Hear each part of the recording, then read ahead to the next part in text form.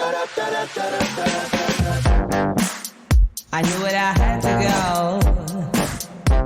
I thought that I forgot. Move a little faster.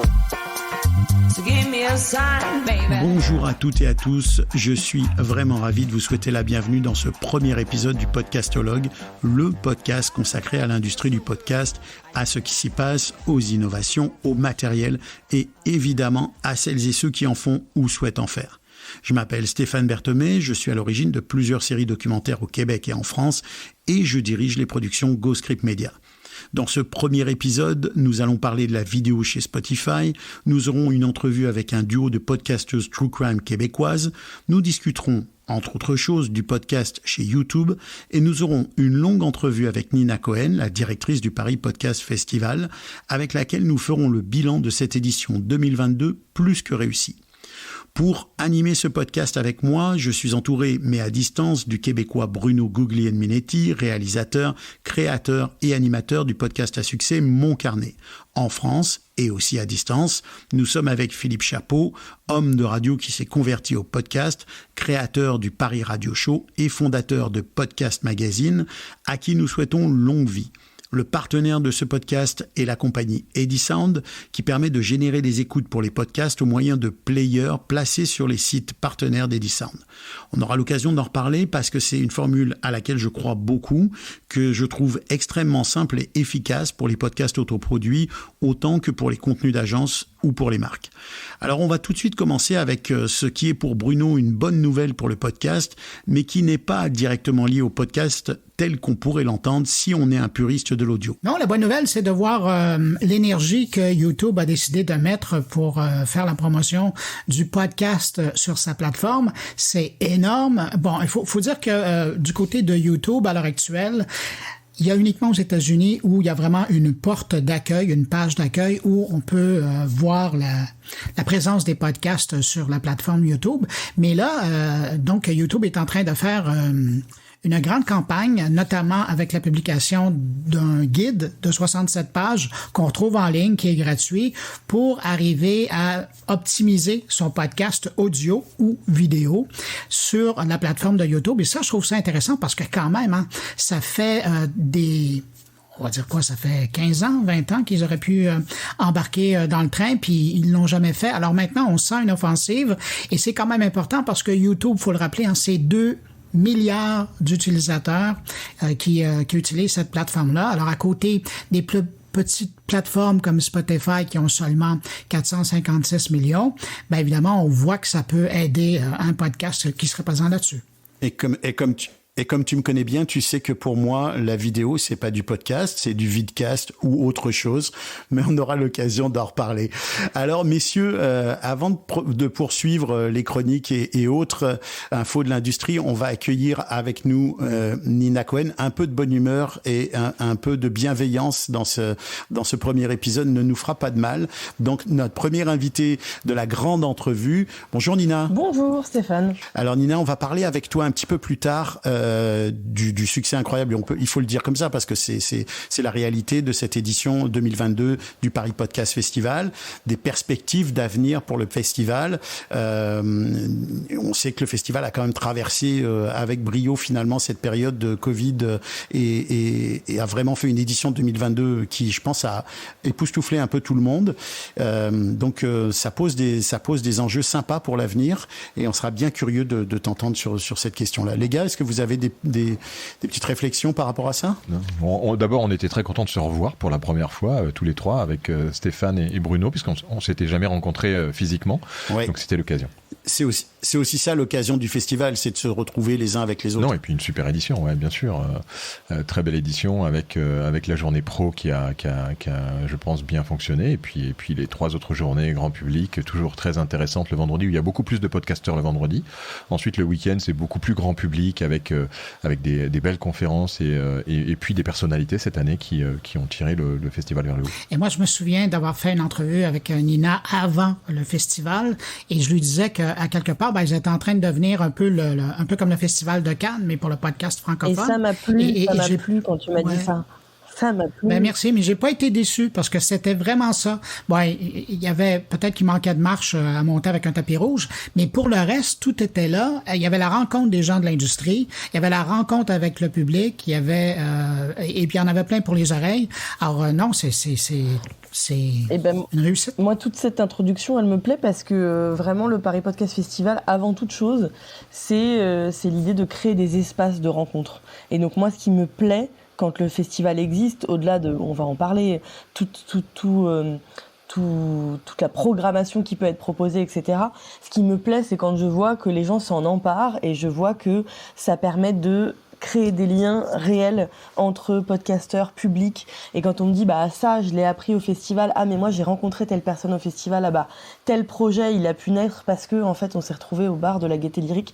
Et ben, je me dis, mission accomplie, quoi. Donc, déjà, ça me fait plaisir. Ouais, je pense que Vas-y, Bruno. Et Nina, dans la liste des choses qui se sont passées au festival et dont donc t'en es une responsable, c'est entre autres cette rencontre avec Stéphane et Philippe. Et c'est là où il nous a obligés à participer à son podcast. C'est ça. Donc voilà, c'est ça. La genèse est là. La genèse. Il y a quelqu'un qui est plutôt surpris d'ailleurs. Donc je sais pas si je dois m'excuser ou si je dois on le saura très vite. Célébrer. On le saura très vite, Nina. À la fin de l'épisode. C'est vrai, Bruno, tu soulignes un point intéressant, c'est que moi, ça faisait des mois et des mois que je trimballais cette histoire de faire un podcast sur l'industrie du podcast, que je me disais, il va falloir le faire, il va falloir le faire. Et quand je me suis assis à une petite table ronde à l'étage, au deuxième étage, avec Bruno et Philippe, ils m'ont dit oui, il faut le faire, oui, on va le faire, et voilà. Et c'est comme ça que les choses se sont faites. Donc finalement, tu es la marraine du podcastologue, Nina. Je te donne officiellement ce titre, et on va te retrouver un petit peu plus tard. Mais avant de te retrouver, on va retrouver à nouveau notre Bruno québécois, qui va nous parler de son actu techno. Alors c'est quoi l'actu techno aujourd'hui, Bruno? Bon, gardez en tête que je vous parle de 3 choses. D'abord, Spotify qui officiellement se lance, mais de belle façon, dans le podcast vidéo. Je sais que c'est un sujet chaud pour toi, Stéphane, et je vais te laisser le temps de commenter. Mais ce qui est important de savoir, c'est que Spotify s'est lancé dans le podcast vidéo en 2020. Mais à l'époque, c'était assez restreint, puis par la suite, ils ont ouvert le podcast vidéo accessible aux États-Unis, au Canada, en Nouvelle-Zélande, en Australie, puis évidemment, en Angleterre, mais là, on ouvre le podcast vidéo dans 180 marchés mondiaux. Bref, c'est la planète au complet qui pourra avoir accès à ce type de contenu. À l'heure actuelle, selon le compte de PodNews, il semble indiquer qu'il y aurait plus de 53 000 émissions qui sont disponibles en podcast vidéo. Évidemment, on est loin des millions et des millions de podcasts audio, mais tout de même, ça montre un certain degré d'intérêt pour la chose. Non, écoute, oui, tu connais ma position là-dessus. Moi, je suis peut-être un peu un intégriste de l'audio et de l'audio natif. Il en faut, finalement aussi. Mais je suis assez partagé avec cette histoire de Spotify, parce que je pense que d'un côté, c'est peut-être une bonne possibilité pour aller chercher un nouveau public, et je me dis pourquoi pas. Et en même temps, je me demande en quoi, quand on écoute un podcast sur Spotify, on peut avoir le plaisir ou l'intention d'aller regarder son téléphone. Moi, j'ai l'impression que tout ça va se placer. Peut-être qu'on n'aura pas des podcasts complets en audio, mais une intro vidéo avec un peu d'audio qui va suivre, etc. Je me demande aussi, Bruno, peut-être que c'est toi qui as la réponse là-dessus, si tout ça, c'est pas une préparation à moyen ou long terme de la vidéo publicitaire sur les podcasts, parce que comme tu le sais, il y a certains sites, nous on a ça ici au Québec, certains diffuseurs de balado, de podcasts, qui au moment où tu lances le balado sur leur site, te font dérouler une publicité vidéo qui d'ailleurs n'est pas du tout faite pour le podcast, qui est une vidéo qui a été faite par une agence de pub pour l'Internet, et qui te déroule des fois 2-3 minutes à la suite les unes des autres avant de démarrer ton podcast. Alors, je me demande si quelque part, il n'y a pas peut-être un petit peu ça derrière cette stratégie-là. Ah ben écoute, c'est certain que si on peut permettre d'avoir une plateforme, ça rappelle un peu ce que le grand patron de TF1 avait dit à une certaine époque en disant, moi essentiellement, je mets des émissions entre les publicités. Et c'est un peu ça. L'idée là-dedans, c'est que Spotify doit se trouver des plateformes sur lesquelles il va pouvoir vendre des publicités. Et c'est certain que de voir la vidéo arriver comme ça, ben ça fait leur affaire. La même chose pour YouTube d'ailleurs, à qui je refais un clin d'œil. Mais sauf que ça répond à une certaine réalité, parce que garde en tête qu'il y a toute une génération de jeunes créateurs sur Internet. Je pense à des gens qui font, à l'époque, qui faisaient les YouTubers, mais maintenant les TikTokers. Ces gens-là sont habitués de faire de la vidéo. Alors pour eux, c'est naturel de garder la caméra sur eux pendant qu'ils racontent quelque chose. Alors cette génération-là, on va les chercher. Et le podcast uniquement audio, ben, c'est autre chose. Moi, je voudrais noter deux choses par rapport à ça. D'abord, j'ai appris un truc super intéressant au Paris Podcast Festival, et étant donné que Nina est là, il faut quand même en parler. C'est le fait que l'empreinte carbone de la vidéo représente 20%, la vidéo, représente 20% de l'empreinte carbone, c'est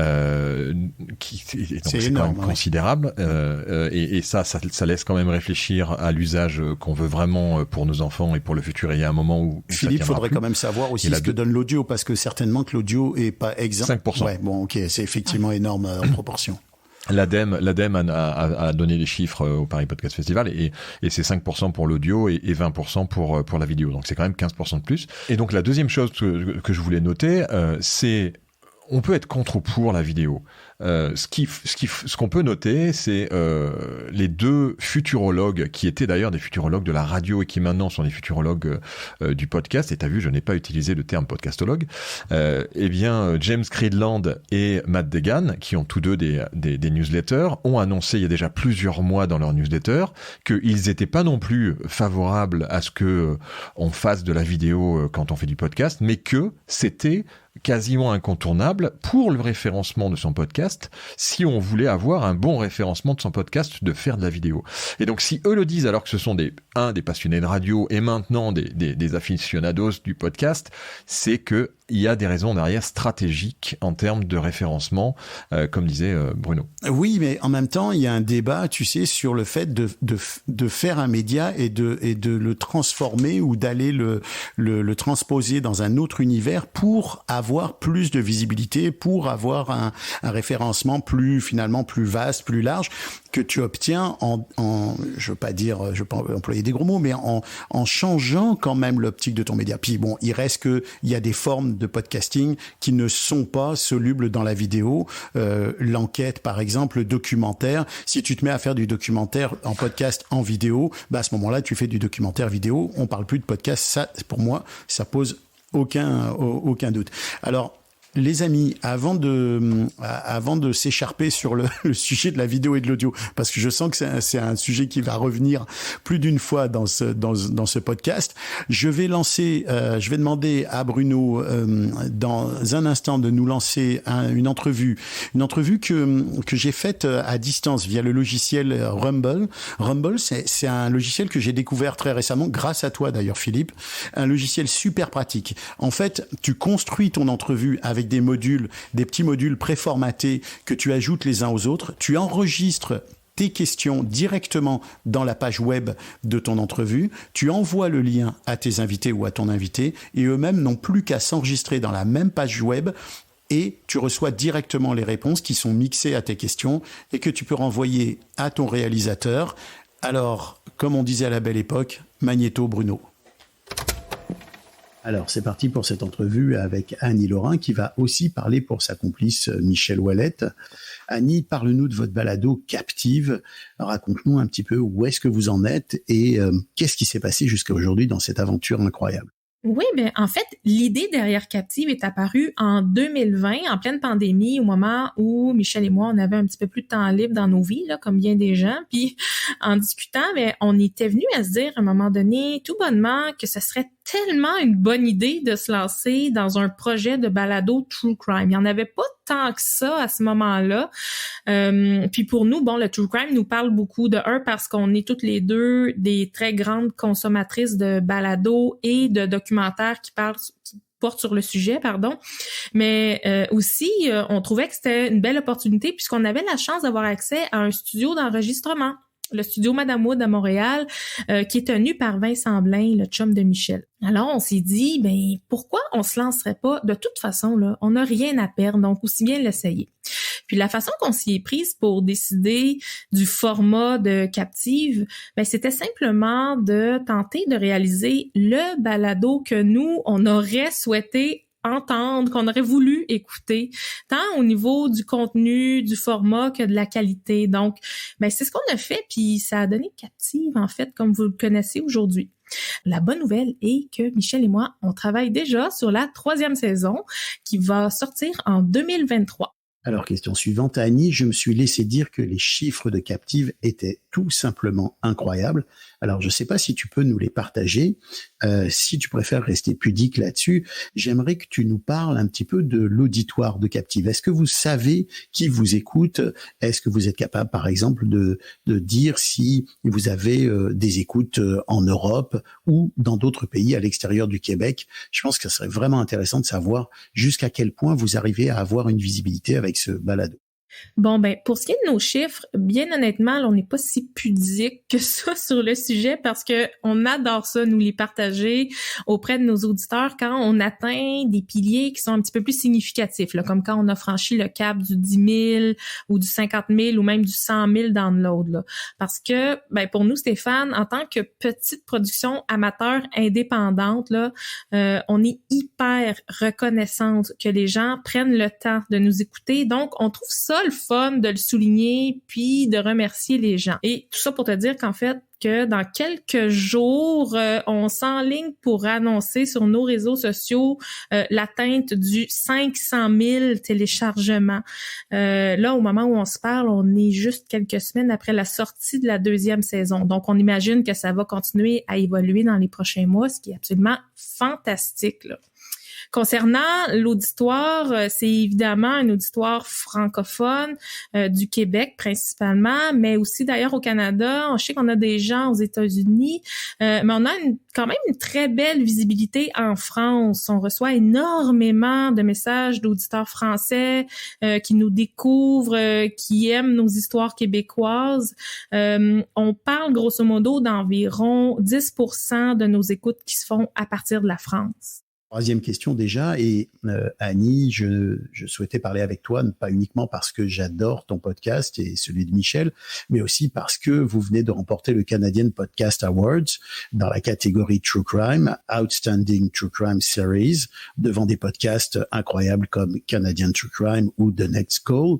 Alors je me demandais, est-ce que tu peux nous dire un petit peu qu'est-ce que ça fait quand on autoproduit son podcast de se retrouver à ce niveau-là de récompense, et est-ce que ça vous motive ou est-ce que finalement ça vous met un petit peu de pression pour la suite? Alors qu'est-ce que tu peux nous dire à ce sujet? Ça, c'est vraiment quelque chose d'irréel, ce prix-là. Là, on flotte encore sur notre nuage, je pense. C'est un peu le fruit du hasard aussi, il faut dire, parce que ce sont des gens du milieu du podcast qui nous ont encouragés à nous inscrire. Donc, on l'a fait, mais sincèrement, là, sans aucune attente. Puis cet été, quand on nous a annoncé qu'on était officiellement en nomination dans la grande, vraie catégorie True Crime, là, juste ça, pour nous, c'était une énorme victoire en tant que balado indépendant. On n'en revenait pas. Surtout quand on a vu la liste des autres balados en nomination, là, on était comme 100 mots, là. Ce qui est drôle, c'est que Michel, elle avait un petit peu plus de vision que moi, je pense. Elle disait qu'on avait des chances de gagner. Moi, personnellement, je croyais plus ou moins, là. Je trouvais que c'était gros, là, dans ma tête, là. Puis évidemment, quand on a su qu'on avait gagné toutes les deux, pour te dire à quel point on s'attendait pas de gagner, là, on regardait la remise de prix en direct sur YouTube, mais chacune de notre côté, à la maison, dans le confort de notre salon.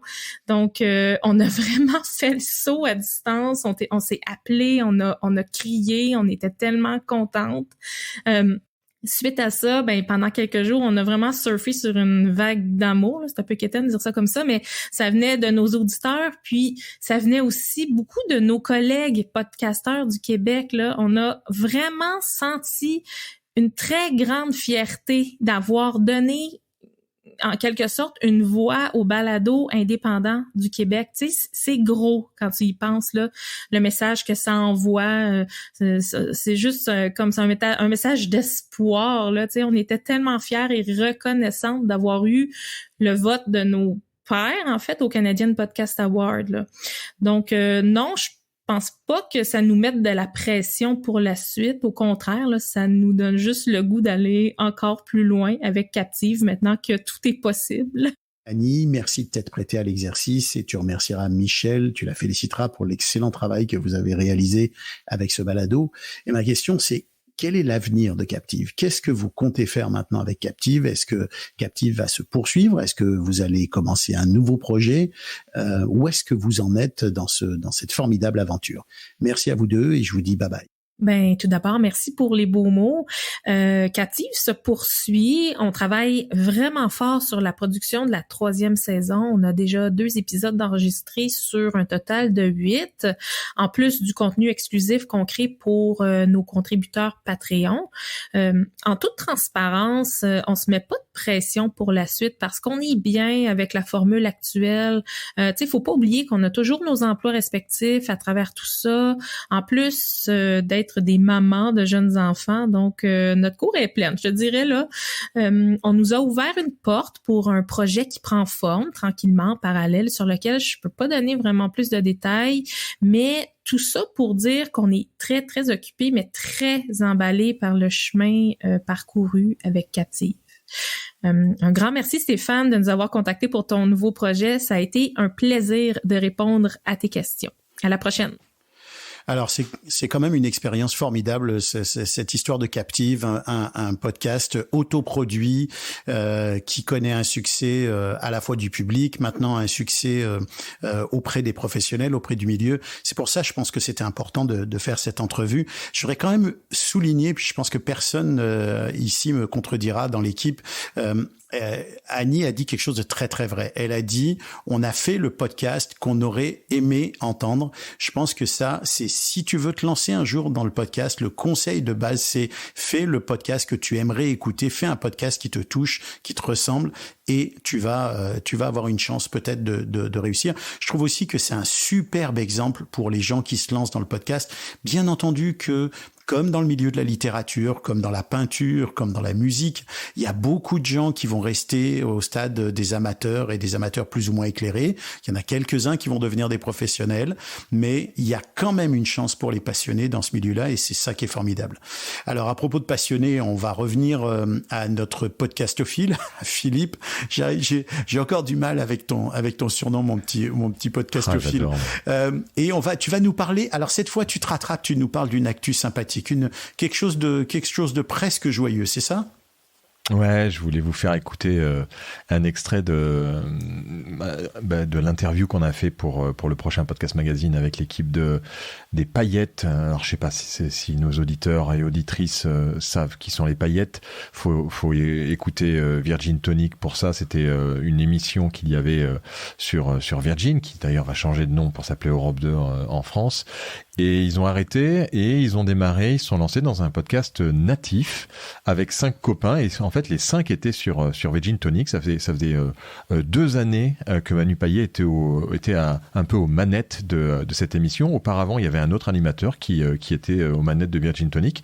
Et les 5 de cette émission ont décidé de lancer un podcast natif. Et je les ai découverts par le biais d'une vidéo que je voulais vous faire écouter. Et vous allez voir, écoutez bien parce que la qualité est pas forcément bonne, ils l'ont faite avec leur iPhone, je pense. Mais écoutez et on en reparle après. Bonjour. Bonjour. Bonjour. Bonjour. Bonjour. Le monde change. Bonjour. La radio change. Moi-même, je change de fringue tous les jours. On sera pas à la radio. Mais on sera sur Deezer, sur Spotify. Bonjour. Apple et Google Podcasts. Alexa, c'est bon écouter le podcast des Paillettes? Suffit de lui demander. Alors, quand j'ai écouté et vu cette vidéo, j'ai tout de suite réagi parce que il parle de radio. Et il parle de podcast, donc on sera plus à la radio, on sera sur Deezer, Spotify, etc., etc. Et c'est une équipe complète de radio qui part sur le podcast natif. Donc on a passé 2 heures avec les 5 Paillettes, donc c'est Manu Payet, Payette parce que ça se prononce Payette. Manu Payet, humoriste, il faut le replacer peut-être un peu, humoriste, acteur, animateur, personne publique assez connu quand même. Ah oui, en France, il est quand même. Ouais, il est quand même assez connu. Donc il y a Manu, donc il y a Mélanie, Nico, Clément et Ginger, dont certains travaillent toujours en radio. On a passé 2 heures avec eux d'ailleurs vous retrouverez dans les bonus de Podcast Magazine numéro 2 l'entretien complet intégral d'1h40 qui sera disponible. Et donc ils sont passés de la radio à faire un podcast natif en prenant le nom Les Paillettes Off. Donc les paillettes, pourquoi ? Parce que bien entendu Manu Payette se prononce Payette, et écoutez ce que Manu Payette a répondu lorsque Podcast Magazine lui pose la question de savoir si c'est has-been la radio. Pas has-been, parce que c'est un peu dur de dire ça, mais c'est-à-dire qu'on essaye de s'accrocher à une façon qu'on a eu de faire pendant des années et des années, et que comme on n'a pas beaucoup d'avis ou d'idées, et je me mets dedans, sur comment on peut faire différemment, comme on a peur de tout casser, on essaye de maintenir comme c'était, de briquer un peu pour que ça brille un peu plus, d'enfumer, quoi, aussi nous-mêmes, pour ne pas avoir à révolutionner le truc. On veut continuer de rester des jeunes qui essayons de parler à des jeunes, mais les jeunes n'écoutent plus la radio. Faire comme si ça n'existe, enfin que de faire comme si on était avant. Avant, on écoutait une radio et puis on zappait, on écoutait une autre. Il y en avait une qui était un peu plus révolutionnaire que les autres, qui changeait les choses, ou un peu plus irrévérencieuse. Ça allait un peu plus loin, ça déconnait et ça disait du mal des autres, etc. Mais ça s'en tenait à ça. Ouais. Aujourd'hui, on est devenu aseptisé de tout. Il y a même plus celle la plus déconnante comme je pense à Fun Radio notamment, ou Skyrock à l'époque, dans les années 90. Avant, on avait un job, donc on pouvait pas se barrer et aller faire un podcast parce qu'il fallait aller à la Fnac, acheter un câble. Enfin, comment on fait là, je vois sur la une de Podcast Magazine, cahier spécial, quel micro utiliser. C'est quand même, on en est arrivé là, quoi. Ouais, t'imagines, c'est génial, c'est super. C'est-à-dire qu'aujourd'hui, on t'aide, on peut t'accompagner. Avant, on était dans des carcans, enfin dans des tours qui appartenaient à des grands groupes, etc. Et on avait des idées, mais nos idées, bien souvent, on nous disait ouais, bon, écoute, t'es gentil, tiens, achète ta radio, monte ta FM, appelle le CSA et trouve-toi une fréquence et puis tu feras tes trucs. J'espère que ça va réveiller les dirigeants. Achète ta radio. C'est intéressant, ça, quand même. Il y a beaucoup de contenu à discuter là-dessus. On va pas trop s'étendre parce que moi, je suis impatient qu'on parle avec Nina. Mais ce qu'il dit quand même, c'est de façon sous-jacente, c'est on veut plus de liberté, on veut continuer à faire ce qu'on faisait avant avec cette liberté-là, on veut continuer à garder le contact avec notre public, et on sent que notre public, il est plus tout à fait à la radio, mais il est beaucoup sur le podcast. Est-ce que je me trompe quand je dis ça, Bruno, Philippe ? Bruno, je sais pas ce que tu en penses.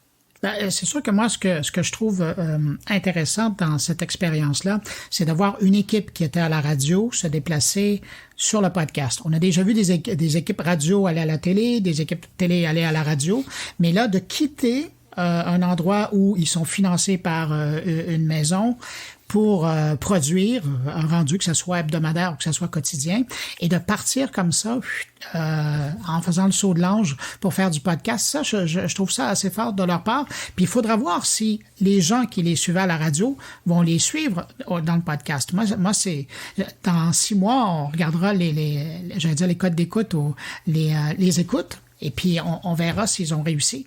Mais c'est vous écouterez l'entretien intégral parce que c'est assez amusant, parce qu'en fait, les auditeurs leur demandent comment les écouter en direct. Bon, comme quoi, il y a encore un gap. Alors, tout ça, ça nous amène à notre entrevue avec Nina Cohen, et justement, au retour sur ce moment un peu de communion, puis sur ces rencontres qui sont faites au Paris Podcast Festival. Alors Nina, commençons par des choses simples. Le bilan, est-ce qu'un bilan chiffré ou un bilan émotionnel, un bilan de ce Paris Podcast Festival? Qu'est-ce que aujourd'hui tu pourrais nous dire sur ce qui s'est passé à ce moment-là? Alors, bilan émotionnel, je pense qu'il nous faudrait beaucoup de temps devant nous. Donc, je vais peut-être partir des faits. C'était une très belle édition. Alors, on se dit toujours que c'est la meilleure, mais là, je pense que vraiment, on a coché, en tout cas, côté Paris Podcast Festival, beaucoup des cases qu'on avait l'ambition de réaliser sur cette édition. C'est-à-dire une programmation éclectique, des propositions au public qui pouvaient toucher à la fois des familles, des puristes, des podcasteurs, des gens qui connaissaient pas le podcast. Donc vraiment, notre démarche de démocratisation, c'est vraiment faire sentir. Et puis surtout, des salles pleines en fait, tout du long. Pendant les 3 jours de festival, il y a eu 8000 personnes en tout sur tout le festival, près de 2000 personnes sur la journée professionnelle. Donc un succès à la fois pour les professionnels et pour la partie grand public. Et sur des journées parfois un peu plus, des journées où on avait l'habitude d'avoir des moitiés de salles remplies, on était déjà très contents, notamment celle du vendredi, qui est une journée à destination des podcasteurs en devenir, qui veulent apprendre à faire des podcasts. Et en fait, on a refusé des gens devant chacune des salles. Alors on espère que le festival ne va pas devenir cristallisé, trop de frustration et que les gens ont pu écouter aussi tous les replays qu'on propose en podcast pour écouter les podcasts du festival. Mais en tout cas, voilà, le premier bilan que je peux faire, c'est vraiment ce bilan quantitatif. C'est tout ce monde dans la Gaieté Lyrique qui fourmillait pour découvrir du podcast, se rencontrer, et ça faisait très plaisir à voir. Voilà. C'est intéressant ce que tu dis, que la journée du vendredi, qui est un peu la journée des wannabe podcasters, devient à un moment donné vraiment l'événement. Et c'est là qu'on voit que le milieu est en train de se développer, le milieu est en train de se structurer, qu'il y a de plus en plus de gens qui s'intéressent au podcast en tant que, pas uniquement outil de récréation, mais de création. Je pense que c'est la grosse différence. C'est ça aussi que je crois que marque le Paris Podcast Festival cette année. C'est qu'on est rentré un peu dans l'ère de la maturité.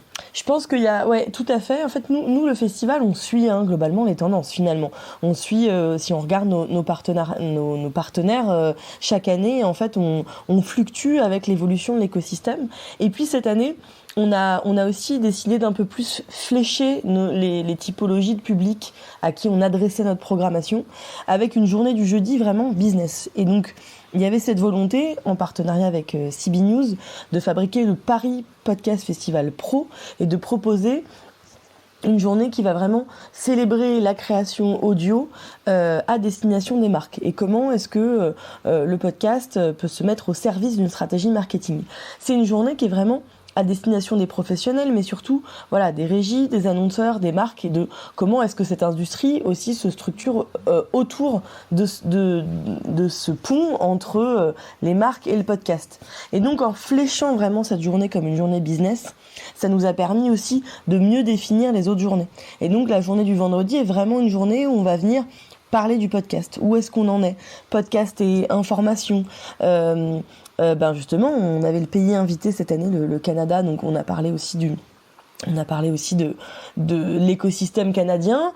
Et puis il y a des masterclass, des ateliers. Et en fait, cette journée, effectivement, a fédéré un certain nombre de podcasteurs et de podcasteuses en devenir qui avaient ce besoin de se rencontrer pour partager les bonnes pratiques. Là où le week-end, comme le disait Philippe tout à l'heure, est vraiment beaucoup plus à destination du grand public, avec à la fois les communautés de fans qui vont venir rencontrer leurs podcasteurs préférés, mais aussi des curieux, des curieuses qui ont envie d'en savoir plus sur les coulisses de la création d'une fiction audio, ou bien on vient faire la fête aussi au Paris Podcast Festival avec des podcasts un peu plus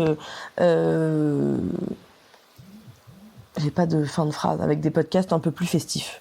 Et à propos de fêtes, il y a eu tout, hein. Il y a eu les moments il y a eu des vrais moments d'émotion dans certaines des présentations, dans certaines discussions.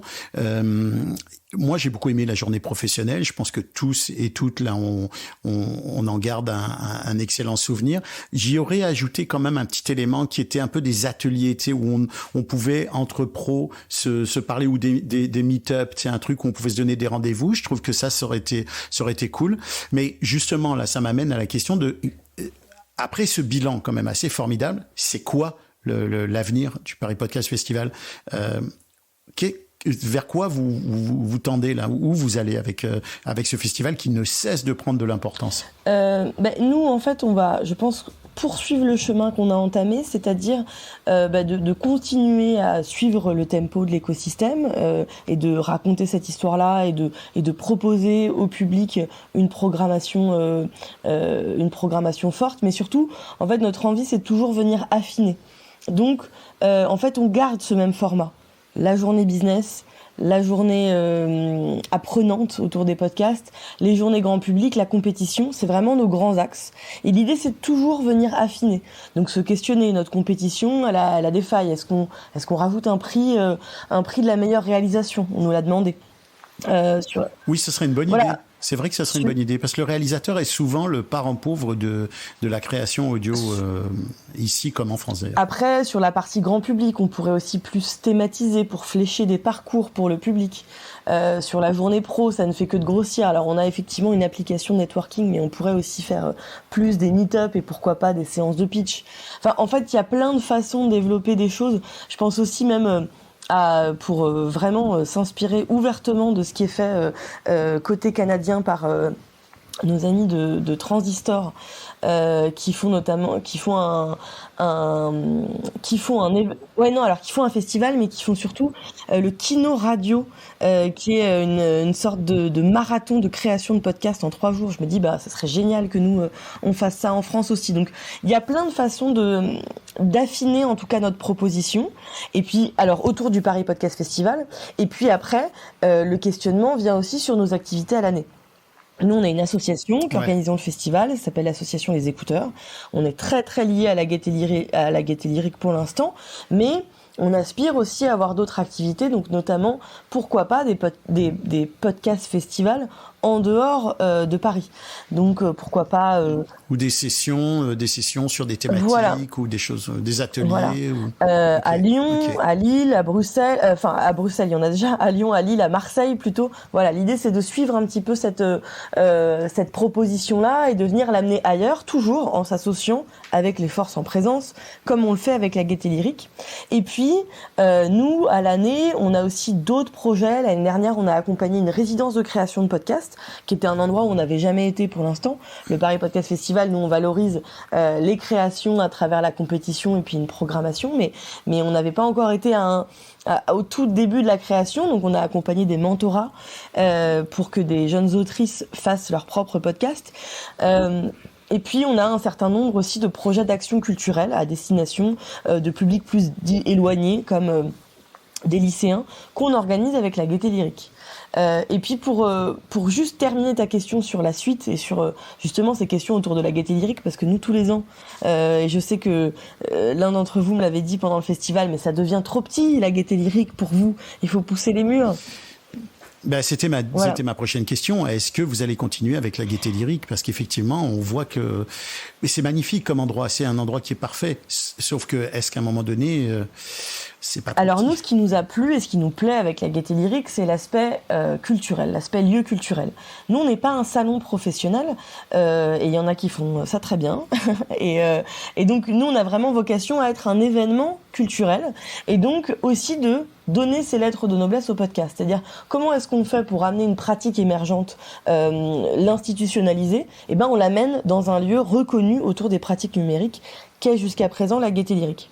Aujourd'hui, la Gaieté Lyrique va évoluer par la force des choses, qu'il y a un changement de délégation de service public qui est la société qui gère la Gaieté Lyrique. Donc tous les 4-5 ans, il y a ce changement de délégation régi par la mairie de Paris. Ça va arriver en janvier prochain. Donc ce changement-là va certainement aussi changer peut-être le projet de la Gaieté Lyrique. Nous, est-ce que là-dedans, le festival de podcasts natifs a encore sa place dedans ?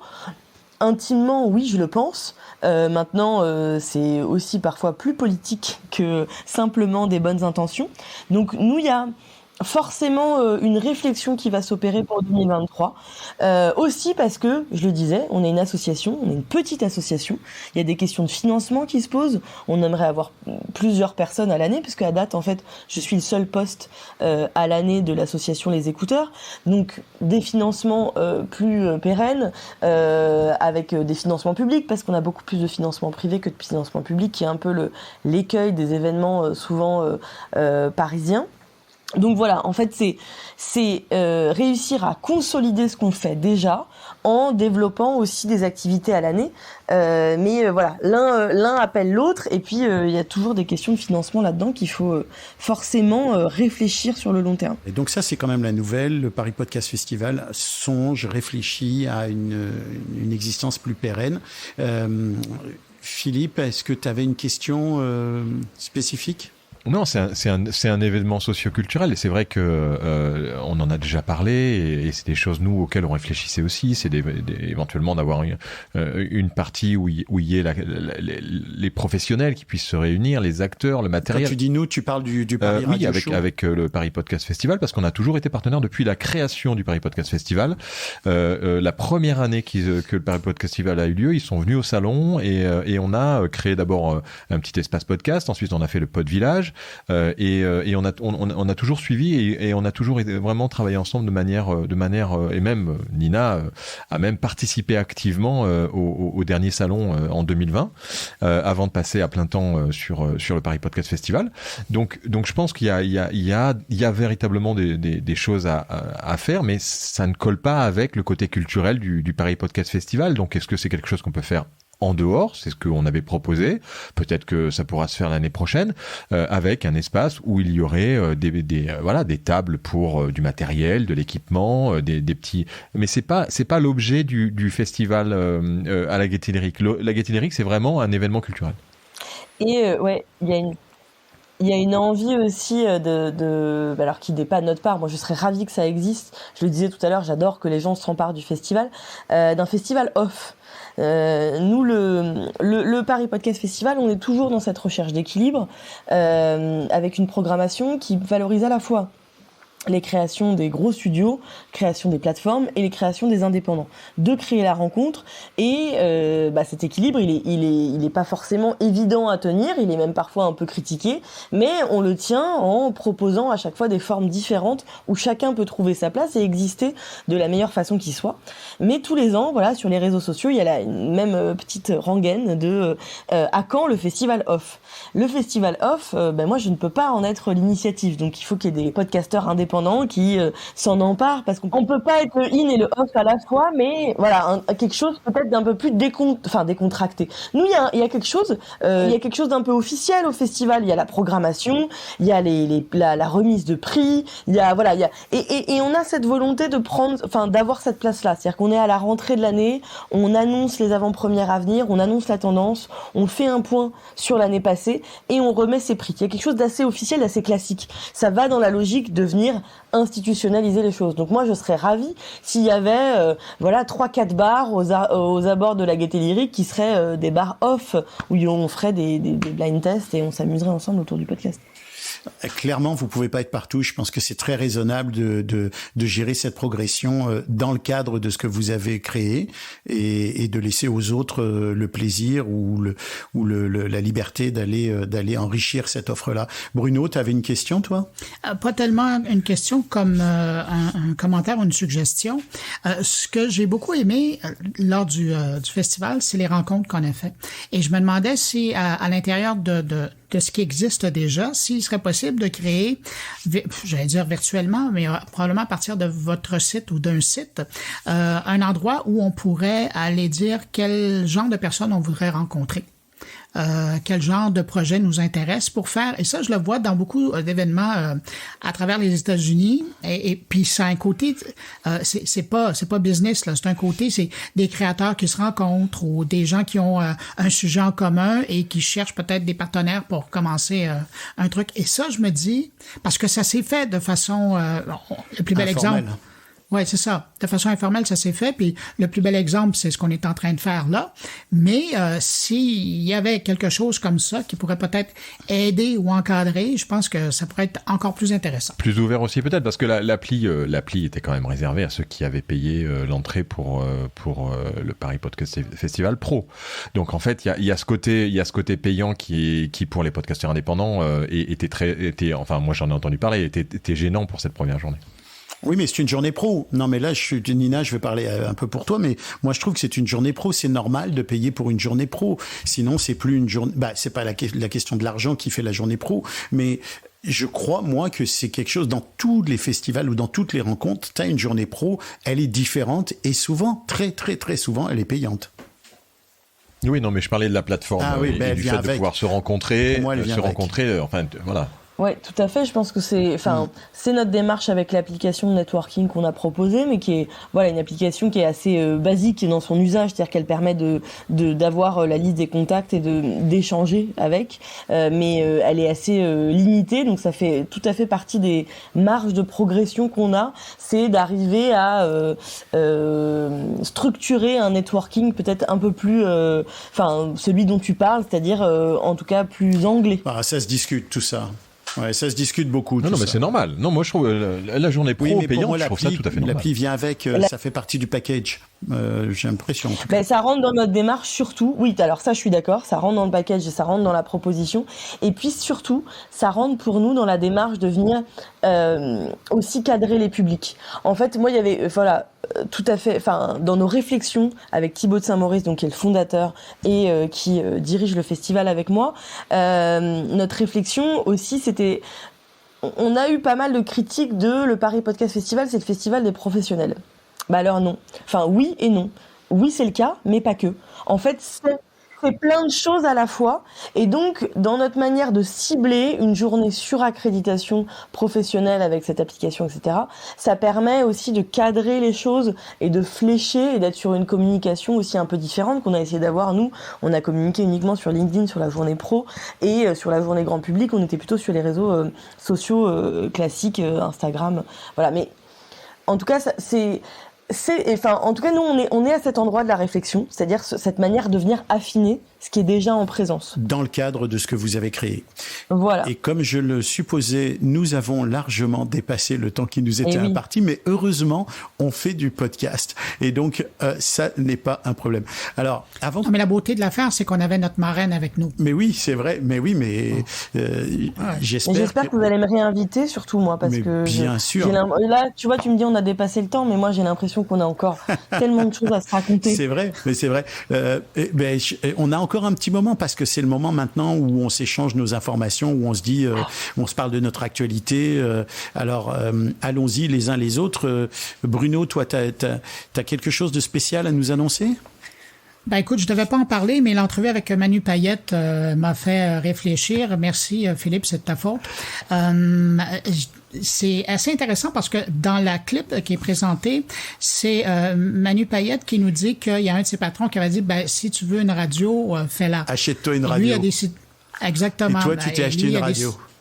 Exactement. Alors, plutôt que de me faire un podcast, j'en ai déjà un. Alors, je me suis dit, tiens, je vais me faire une radio.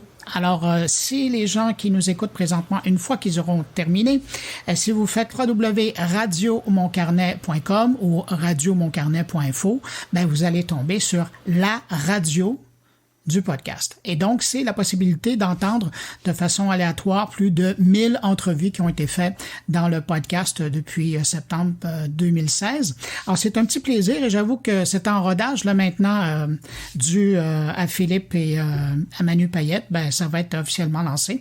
Alors, voilà, si ça vous intéresse d'aller voir. Nina, est-ce que tu as une actualité que tu voudrais nous partager avant qu'on se quitte et qu'on laisse un petit mot à Phil? Et oui, alors moi souvent après le Paris Podcast Festival, j'essaie de continuer à faire exister le festival le plus possible. Donc je me dis que si le festival vous manque, même à vous trois, déjà vous pouvez retrouver tout un tas de conférences, de débats, de rencontres sur le podcast du Paris Podcast Festival. Exact. Ensuite, si vous avez envie de découvrir plein de nouveautés, il vous suffit d'écouter la compétition et puis les lauréats, a priori, c'est gage de qualité. Ils ont gagné tous les prix au Paris Podcast Festival, donc c'est plutôt des bons podcasts en fiction, en documentaire, en apprentissage, etc., Formidable. en jeunesse, voilà, toutes les catégories. Formidable. Alors Philippe, on va finir par toi avec ton actualité. Qu'est-ce qui se passe de beau chez toi? Moi, il se passe déjà que j'invite tout le monde à continuer à acheter Podcast Magazine numéro 1 et puis à a acheté en pré-vente le podcast magazine numéro 2 qui sortira le 15 janvier et pour lequel on est en bouclage, donc c'est on est très content de repartir sur un numéro 2 et on annonce aussi des petits événements, et d'ailleurs va falloir qu'on en parle avec Nina, parce qu'on est en train de caler ça. On va faire des petits événements, vous savez, on a organisé des radio tours avec les radios et on part en tournée à nouveau en avril, en mai, en juin, en octobre et en novembre dans 5 villes en France. Et la veille de ce radio tour, eh bien, on fait des meet-up podcasters où on invite les communautés de podcasters à venir boire un coup et se rencontrer avec les radios qui sont présentes, avec les partenaires qu'on a pour le radio tour, pour essayer de les réunir et puis discuter ensemble et de s'amuser, et puis de se rencontrer, de se connaître, un peu comme on avait fait au Paris Radio Show en juin. C'est très très cool ça. Il faut pas oublier qu'il y a tous les mercredis le Clubhouse. Oui, le Clubhouse tous les mercredis à 13h et chaque rencontre de podcasteurs sur des thématiques, pardon, je te coupe, qui Philippe, sont proposées par ce qu'on appelle les cerveaux dans Podcast Magazine, c'est-à-dire les contributeurs qui rédigent dans Podcast Magazine, dont vous faites partie tous les deux. Bruno fait partie des. Eh ben oui, il a un beau billet. T'as même pas lu son billet. Bien sûr, j'ai lu son billet de Montréal. Comment veux-tu que j'échappe à ce billet de Montréal qui est formidablement bien écrit, qui est plein de verve italienne et de bel esprit québécois. Et d'ailleurs, Bruno, tu es invité à nous envoyer ton billet pour le deuxième magazine. Donc là, c'est un rappel à l'ordre. Là, je pense que là, on a bien compris que c'est un rappel à l'ordre. Alors, c'est sur ce rappel à l'ordre, les amis, que je vais vous remercier d'avoir participé à ce premier épisode. Vraiment, c'était un plaisir. Nina, merci. Chère marraine, on va te réinviter, évidemment. Mais je vais venir au Canada. Ah, mais oui, mais alors là... Pour le festival de la radio numérique à Gatineau. Je serai là. Génial. On va être très contents. Et là, on fera une entrevue à nouveau à ce moment-là. Alors voilà qui met fin à ce premier épisode du Podcastologue. Merci à Nina, Annie et Michel de s'être prêtés à ces entrevues. Merci à mes complices Bruno et Philippe, et à vous de nous avoir écoutés jusqu'à la fin. La prochaine fois, on tentera de faire un poil plus court. Ce podcast est une production GoScript Media. Il est réalisé par Bruno Guglielminetti et moi-même. La musique que vous avez entendue vient du catalogue musical de BAM Music, dont je vous parlerai bientôt. Et je remercie tout particulièrement notre partenaire Edisound, dont vous pouvez consulter le site web à edisound.com. Quant à nous, nous nous retrouvons dans 15 jours pour un nouvel épisode du Podcastologue. D'ici là, n'hésitez pas à dire en commentaire sur Apple Podcast et ailleurs tout le bien que vous avez pensé de cet épisode. Recommandez-le à vos amis, à vos voisins et partagez-le autour de vous. Merci et à très bientôt.